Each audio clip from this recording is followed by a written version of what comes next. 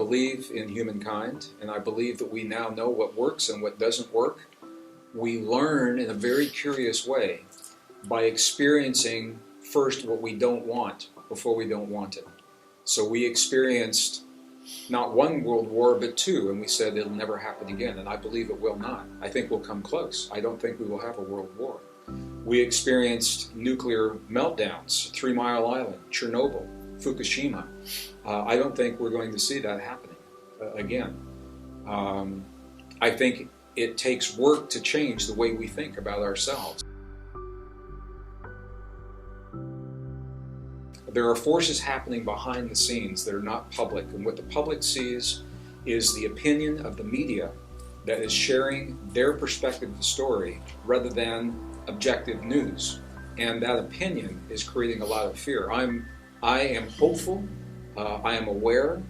When you say the word concerned, I think we have a responsibility to create the best world possible and to bring to bear upon the conditions of the world what we now know to be true in our lives. We have that responsibility for ourselves and for future generations.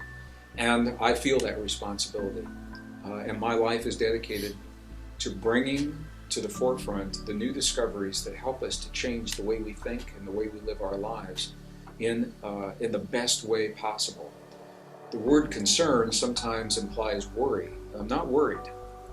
Because I do believe in us, I believe in the momentum of life.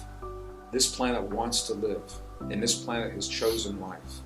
We're going a very circuitous route to get there, but I believe that we have made that choice. And the beauty, what the new discoveries are showing, the quantum discoveries, is the entire planet does not have to make the choice for the choice to become a reality. A relatively few number of people, very conscious awareness, have the ability to shift that field and to move us in a very positive direction. And that is what wakes me up every morning, and that's what that is what drew me to this conference, and that's why I work with my brothers, Bruce Lipton, Joe Dispenza, and so many other people who believe something, I think it's fair to say, in a similar vein. So we do have a responsibility. And I think that responsibility, we're becoming aware of the magnitude of that responsibility right now.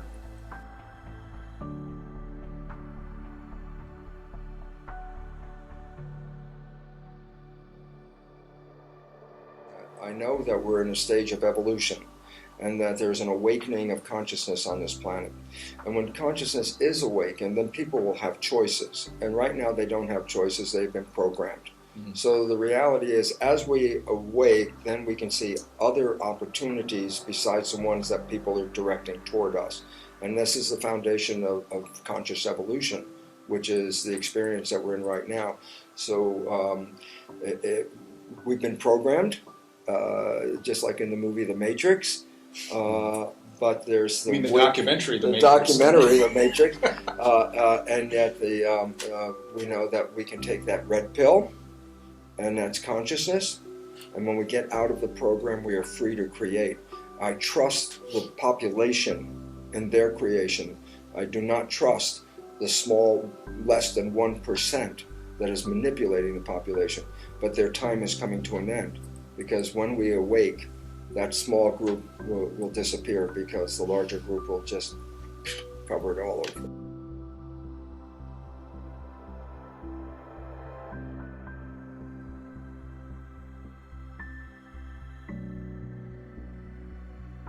I've been on every continent of the earth except Antarctica, not every nation, and I've been with the people.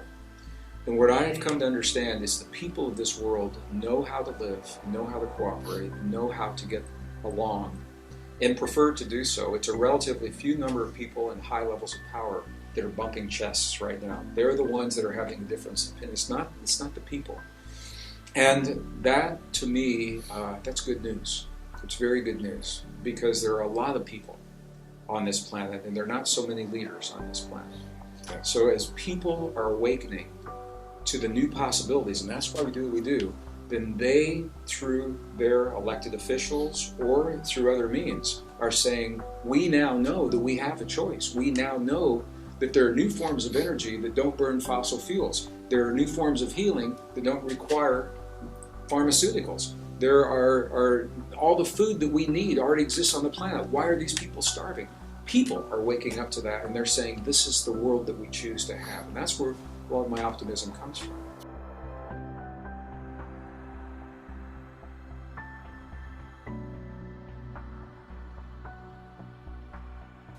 And the biggest thing we have is a fear. And the fear is what will stall any healing or any ability to stay safe. Fear shuts down the immune system. Fear shuts down growth. We are stronger than people tell us. And when you put the fear in somebody, you weaken them.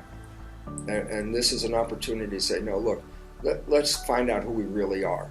And Gregg and I have the opportunity, and it's just the most wonderful opportunity to go and help people take their power back.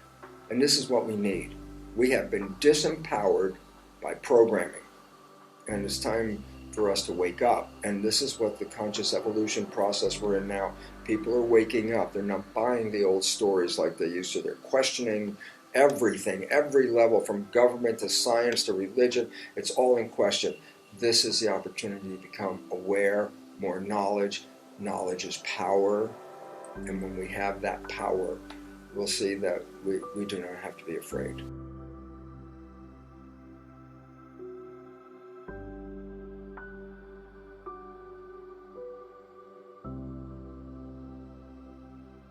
The end point is, if we look at this moment, we see that we're facing the sixth mass extinction of life. And the significance is that human behavior is undermining the web of life, and people don't realize that we are the web of life, that we're not separate from this web. So when the web drops out, people drop out. So this awakening is coming to people right now.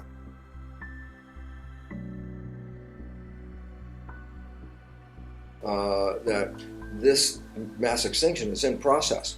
And the only way out of this mass extinction is for humans to change their behavior. And I said, well, what would be the result? What will we look for? And I say, actually, since I've been working with Native Americans, and my brother Gregg has also worked with Native Americans, then you start to see people who learn how to live on the planet, live in harmony with each other, but also live in harmony with the plants and the animals and everything that's alive on this planet. We have lost that message. We have eliminated most of the Aboriginal people who live that way. It is an awakening that says, no, we must learn what they know, and we must take it and bring it into our world today. How do you live in nature, not as the destructor that we are right now, but as the original intention, gardener. We're supposed to recreate the Garden of Eden. Will we awake to what is our natural evolutionary plan? We're in the process of conscious evolution, the point of being aware of who we are, why we're here, and how to make the best of it. I'm very optimistic on the basis of watching over the last number of years, and my brother Gregg and I both have been giving lectures for years when our audience is getting bigger and bigger. And what does it mean? There are more and more people ready to take the role of gardeners, caretakers, keepers of this beautiful planet, and this is in our immediate future.